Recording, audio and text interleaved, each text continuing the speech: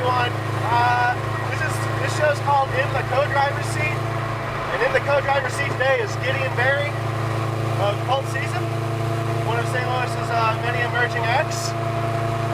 Guideon, you've never been in this car before? I've never been in this car before. On a scale from 1 to 10, how terrifying is this car? It's not that bad. It's like a 3. Okay. I got some questions about music. I got some questions about cars. And then we're gonna go try and race this car. Sounds good. We'll start with the questions about music.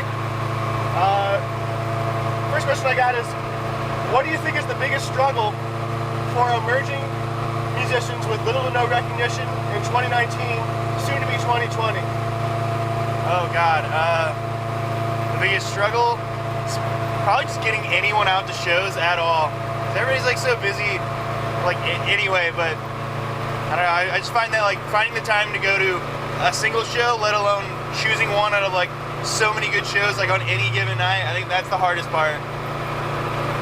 Yeah, I see a lot of people trying to get people out and to promote. It seems like it's probably, whenever it seems like everybody's very busy these days, and as we get older, it doesn't seem to slow down at all. If I never listened to Cult Season, or I hadn't been to a Cult Season show, what are some influences and genres you guys might have pulled from in your music that might convince me, somebody that hasn't seen or heard you guys, but is familiar with those genres and influences, to come out and see you guys at the show? I mean, we pretty much just sound like the Strokes and Mets put together. Okay. So pretty much what everyone said. So I don't know, it's like, it's kind of dancey, but it's also like pretty heavy. It's hard to describe like your own music like that in a lot of ways. So I don't know. That's the best thing I got. Probably like it's like garage punk noise stuff. Yeah, I listened to the EP last night in prep, and there's some heavy hitting tracks for sure. But then I think there's at least one on there that I was like, it's got a different sound, more of a melodic approach to it. At least for some of it, which there's parts in at least the opening track that I felt were a bit more discordant, and so I see where there's a little bit of Strokes in there as well. What does 2020 have in store for Cult Season? Well, since we just released our first EP, we're probably gonna release some more. Okay. Release another EP, hopefully. We've got some merch in the works right now. Kind of just like taking it easy, not trying to play a whole lot of shows at the moment, just get back in the studio and like write and record. So that's really about it. That's all we're really focused on at the moment. Like, as a musician myself, one thing I always look forward to, one thing I always enjoy is the idea of playing covers, and not necessarily like all the time or doing full cover albums like Weezer or Metallica, but the idea of like, how could an act that I'm in take this cover and make it something new? Are there any covers in mind that you guys have in your set or would put in your set? If not, what's something that you would like to give the Cult Season application to? Oh man, so I can't talk about any covers that we're currently planning. Okay. We are planning a cover, but yeah, it's a bit of a surprise. So that's fair. Fair. We've had a couple that we've thought of doing, but I think we finally found one that would fit really well in our set, and I think a lot of people would recognize and enjoy it. If you do a cover, like the whole point is that you're trying to like play somebody else's song, something that's recognizable for your audience. So right. Yeah, I'm not gonna give it away just yet. No, that's totally cool, man. I get it. Like you said, I think it was last week the Cult Season EP dropped. Yeah. It's I listened to it on Bandcamp. Where else can people hear it? It's pretty much everywhere now. We were on Spotify, Apple Music, Tidal. We're on Napster. It's all true things. We've gotten into everywhere. So Google Play for Chris Wright. He's the only person that uses that. So I've got I know you guys have a show coming up November 6th at what's that place called? Sinkhole. Sinkhole. Yeah. That's right. I don't know why I wanted to call it Slow Dive, because that's not what it is. But any other shows on the horizon? No, we're just doing that one with Zeta and De L'orme and Flourescent.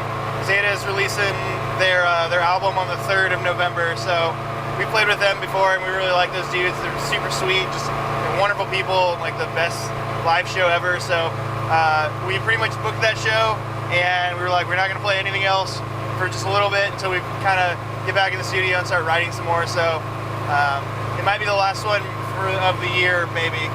So we're coming up on the end of it, so that's fair. Yeah. Have you got a favorite venue in St. Louis? Oh man. At least whether it's to play at or to watch shows from. Probably it's probably a Sinkhole. They just what they do for the community and just like so many bands, like just the scene in general. You know, like they're just I love Matt, and you know, I don't know. I've been booking shows with him through him for like years and years and years, and he's a solid dude. All his bands are good.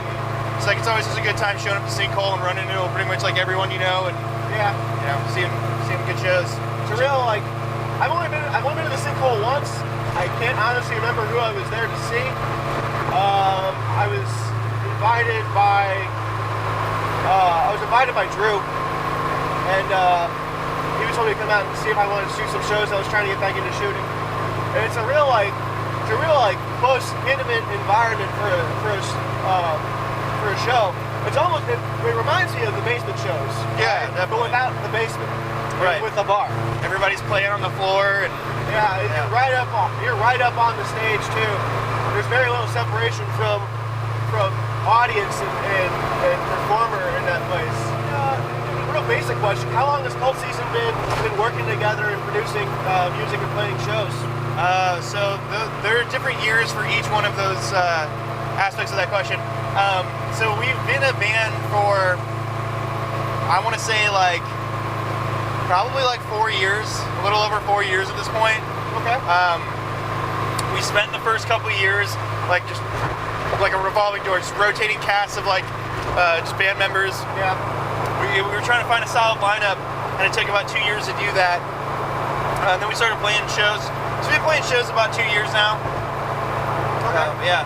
It's been a long process. I basically quit the band I was in before, and was with the idea that I'm gonna do Cult Season and I'm gonna start working on my own original music. And I got with a couple guys that I've been playing with, and we ended up just doing that. Now I'm the only one left. So now, do you follow any kind of motorsports at all? Have any interest in motorsports? I don't really follow any motorsports. I don't really follow any kind of sports. Okay.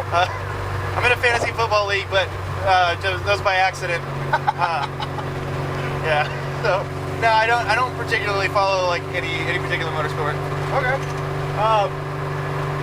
Do you have any if you could have one car, any period of time, no concerns about functionality, cost, or upkeep, maintenance, everything's taken care of, just one car that that's it. Have you got a car that would fit that description? Yeah, it's either an Acura RSX-7, okay, or a 95 Volkswagen Jetta hatchback. Okay. Yeah. Either of the two. They're both cool. I like a little older cars, but you know, probably just from having owned a lot of old cars. Yeah, no, I can relate for sure. Yeah. There's something about old cars to me that just, they have charm. They're designed to be off the road, yet people just want to get rid of them. And there's so much life left in so many old cars that people just look at and they're like, they want something newer, they want something better. And so they'll take out a loan and they'll go buy, $15,000 to $35,000 car, and it'll be the same process. And it's just like, what was wrong with the old thing, Yeah, I feel like it's not only a waste of money. If you have the money to buy a new car, that's fantastic. I've never been in that position before in my life, but also it's kind of irresponsible, for the environment and everything like that. Just go out and buy another car when you have a perfectly fine running car.